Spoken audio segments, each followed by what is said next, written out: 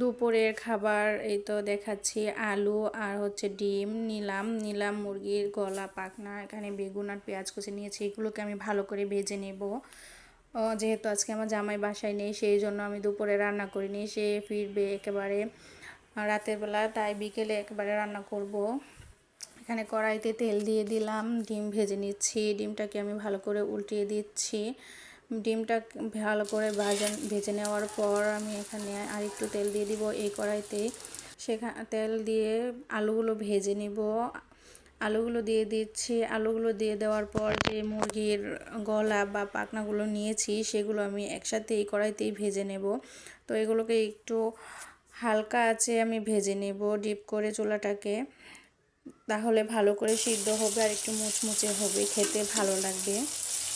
তো জামাই যেহেতু শ্বশুরবাড়িতে গিয়েছে, সে তো ভালো মন্দ খেয়েই আসবে, তাই আমি আর কি করব, এগুলো দিয়েই খেয়ে নিই। বিকেলবেলা রান্না করব রাতের জন্য ভালো মন্দ। তো এগুলো ভালো করে আমি আর একটু মুচমুচে করে ভেজে নেব। এই তো মুচমুচে হয়ে গেছে, খুব ভালো করে সুন্দর করে সিদ্ধ হয়ে গেছে আলুগুলো, সব কিছু একদম পারফেক্টভাবে হয়ে গেছে। তো এগুলোকে এখন নামিয়ে নিব। নামিয়ে নিয়ে এখানে আমি দিয়ে দিব বেগুন কুচি আর পেঁয়াজ কুচিগুলো দিয়ে একটু এগুলোকেও মুচমুচে করে ভেজে নেব। এখন এখানে দিয়ে দিব একটু হলুদ গুঁড়ো, মরিচ গুঁড়ো, একটু লবণ গুঁড়ো দিয়ে এগুলোকে ভালো করে ভেজে নেব, একটু মুচমুচে করে ভাজবো। যেহেতু আমার কাছে ভাজা জিনিসগুলো একটু ভালো করে ভাজা না হলে ভালো লাগে না। তো এই তো হয়ে গেল মুচমুচে করে ভাজা। তো এগুলোকে আমি এখন নামিয়ে নিব।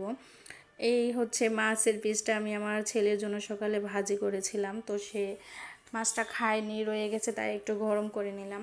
এই হলো আজকে আমার দুপুরের খাবার। এত ভালো লাগছে খাবারগুলো, মন চাচ্ছে শুধুই খেয়ে নিই। ভাতের থেকে এগুলো এভাবে খেতেই খুব বেশি ভালো লাগবে, কিন্তু কি করার, দুপুর যেহেতু ভাত তো খেতেই হবে। তো এই হচ্ছে আমার দুপুরের খাবার রেডি হয়ে গেল। খুব ভালো লাগছে, মনে হচ্ছে আজকের খাবারটা একটু বেশি স্পেশাল হয়ে গেছে। তো আমার বাবাকে নিয়ে বসে পড়লাম খেতে।